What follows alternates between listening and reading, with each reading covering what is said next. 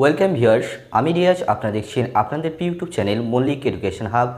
আজকের ভিডিওতে আমরা 2022 TET pass total valid D El Ed candidate কত আছে এবং কতজন ক্যান্ডিডেট বাদ চলে যাচ্ছে, এলিমিনেট হয়ে যাচ্ছে, অর্থাৎ টোটাল কতজন ক্যান্ডিডেট 2024-এ যে নতুন রিক্রুটমেন্ট প্রসেস শুরু হতে চলেছে, অর্থাৎ আপনাদের যে নতুন ইন্টারভিউ প্রক্রিয়া শুরু হতে চলেছে, সেখানে টোটাল কতজন ভ্যালিড ডিএলএড ক্যান্ডিডেট সেখানে ইন্টারভিউ প্রক্রিয়ায় অংশগ্রহণ করতে চলেছেন।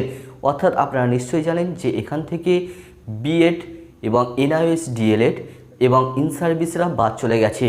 তাই সেক্ষেত্রে কতজন টোটাল ভ্যালিড ডিএলএড ক্যান্ডিডেট থাকছে যারা ইন্টারভিউ প্রক্রিয়ায় অংশগ্রহণ করতে চলেছে, সেই সংক্রান্ত বিস্তারিত আলোচনা আমি আজকের ভিডিও করতে চলেছি।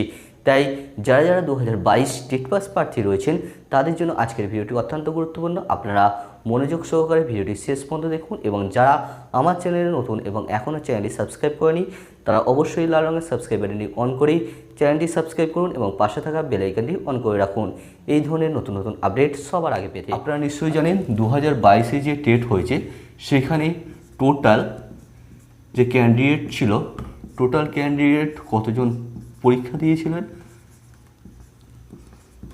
টোটাল ক্যান্ডিডেট ছিল প্রায় 6,20,000 টোটাল প্রার্থী যারা পরীক্ষা দিয়েছিলেন। এর মধ্যে ছিল ডিএলএড, এনআইওএস ডিএলএড এবং ছিল বিএড প্রার্থীরা। এছাড়া ছিল 21-23 ব্যাচ এবং 22-24 ডিএলএড ব্যাচ। এখান থেকে কারা কারা এলিমিনেট হয়ে যাচ্ছে এবং টোটাল ভ্যালিড ডিএলএড ক্যান্ডিডেট কত হচ্ছে চলুন সেটার হিসেব দেখে নেওয়া যাক। তাহলে এখান থেকে টোটাল পাস ক্যান্ডিডেট, অর্থাৎ পর্ষদ যে তথ্য দিয়েছিল সেখান থেকে আমরা জানতে পারি টোটাল পাস করেছিল 2022-এ সেটা ছিল প্রায় 1,50,491 জন, 1,50,491 জন। এখান থেকে আমি রাউন্ড ফিগারে ধরে নিচ্ছি প্রায় 1.5 লাখ প্রার্থী আমি ধরে নিচ্ছি পাস করেছে। সে 1.5 লাখ প্রার্থীর মধ্যে এখানে রয়েছে regular D El Ed, NIOS D El Ed, B Ed প্রার্থী, ইন সার্ভিস, 21-23 ডিএলএড ব্যাচ এবং 22-24 ডিএলএড ব্যাচ। তাহলে 1,50,000 পর যে সুপ্রিম কোর্টের আপনারা নিশ্চয়ই রায়টা শুনেছেন যে এখন থেকে আর বিএড প্রার্থীরা প্রাথমিক শিক্ষক নিয়োগে ভ্যালিড নয়, অর্থাৎ তারা আর কোনোভাবেই প্রাথমিক শিক্ষক নিয়োগে অংশগ্রহণ করতে পারবে না। তাহলে এখান থেকে এখানে যে 1.5 লাখ প্রার্থী পাস করেছিল, এখানে বিএড প্রার্থী ছিল, তাহলে বিএড ক্যান্ডিডেট যারা পরীক্ষায় পাস করেছিল সেই সংখ্যাটা ছিল প্রায় 98,000। তাহলে এরা আর ইন্টারভিউ প্রক্রিয়ায় অংশগ্রহণ করতে পারছে না। আর এখান থেকে তাহলে ডিএলএড ক্যান্ডিডেট কতজন পড়ে রইল? তাহলে ডিএলএড ক্যান্ডিডেট কতজন পড়ে থাকছে? এখান থেকে আমি যদি 1,50,000 থেকে 98 বাদ দিই তাহলে এখনও পড়ে থাকছে 52,000। 52,000 প্রার্থী কি যে ইন্টারভিউ প্রক্রিয়া শুরু হতে চলেছে 2024-এ সেখানে কি সকলেই অংশগ্রহণ করতে পারবেন? 52,000 না, এখান থেকে এলিমিনেট হয়ে যাবে। এখান থেকে কতজন এলিমিনেট হয়ে যাবে চলুন সেটা হিসেবে এবার আমরা দেখে নেব। তাহলে আমাদের কাছে এখন ভ্যালিড ক্যান্ডিডেট রয়েছে, ডিএলএড ক্যান্ডিডেট, সেটা রয়েছে প্রায় কত? 52,000। এখান থেকে আমরা কি করব? এলিমিনেট কারা কারা হচ্ছে আপনারা নিশ্চয়ই জানেন। 2022-এ যে রিক্রুটমেন্ট প্রসেস চলছে, অর্থাৎ যেটা 11,765টি ভ্যাকেন্সি ছিল, সেখানে কারা কারা বসেছিল? 2014, 2017 টেট পাস।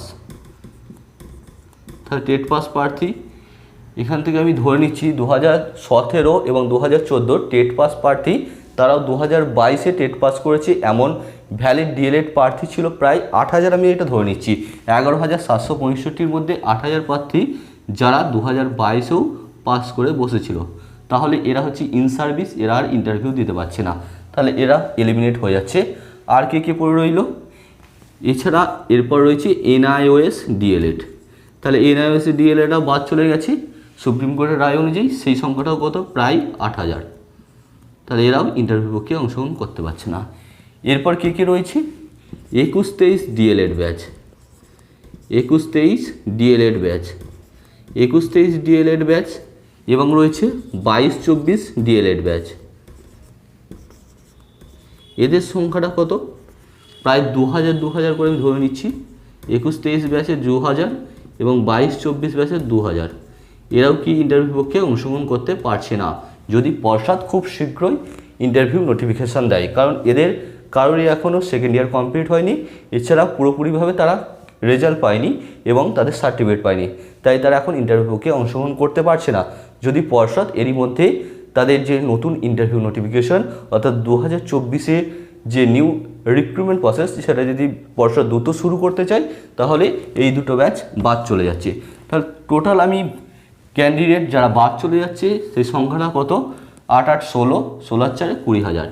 তাহলে 20,000 ক্যান্ডিডেট আমার কি হচ্ছে, বাদ চলে যাচ্ছে। কোথা থেকে, প্রায় 52,000 থেকে। তাহলে আমার কাছে এখন ভ্যালিড ক্যান্ডিডেট কত পড়ে রইল, তাহলে 52,000 থেকে আমি যদি 20,000 বাদ দিই, তাহলে আমাদের কাছে এখন ভ্যালিড ক্যান্ডিডেট পড়ে রয়েছে প্রায় 32,000। সংখ্যাটা নেহাত কম নয়। 32,000 এখনও ভ্যালিড ডিএলএড ক্যান্ডিডেট পড়ে রয়েছে, যারা 2024 নিয়োগ প্রক্রিয়ায় অংশগ্রহণ করতে চলেছে। অর্থাৎ যারা যারা ইন্টারভিউ প্রক্রিয়ায় অংশগ্রহণ করতে চলেছে সেই সংখ্যাটা প্রায় 32,000। 32,000 এই সংখ্যাটা দাঁড়াতে চলেছে।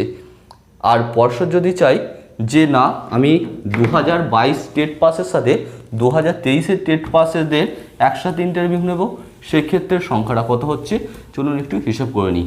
তবে সেটা হওয়াটা খুব চাপের, সেক্ষেত্রে টাইমটা অনেকটাই লেগে যাবে।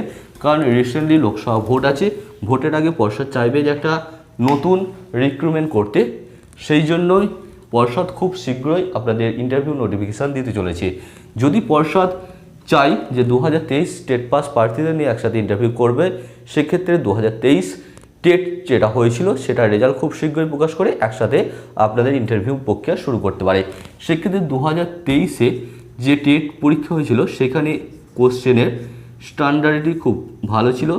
সেক্ষেত্রে আমি ধরে নিচ্ছি যে পাস করবে প্রায় 3,000 থেকে 5,000 ক্যান্ডিডেট, 5,000 ক্যান্ডিডেট। তাহলে আমার এখন ভ্যালিড ক্যান্ডিডেট তাহলে কত হয়ে যাচ্ছে, আমি যদি 2022 এবং 2023 টেট পাস ক্যান্ডিডেটকে হিসেব করি, তাহলে আমার কাছে এখন ভ্যালিড ক্যান্ডিডেট হচ্ছে, আগে 32 ছিল, এখন হচ্ছে 3 বা 5, অর্থাৎ 35,000 থেকে 37,000 আমার ভ্যালিড ক্যান্ডিডেট। এই ছিল আজকের হিসাব।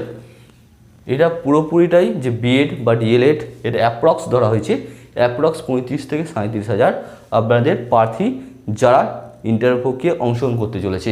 যদি 22 এবং 23 টেট পাস প্রার্থীদের একসাথে ইন্টারভিউ প্রক্রিয়া হয়, যদি না হয় সেক্ষেত্রে সংখ্যাটা হয়েছে 32,000।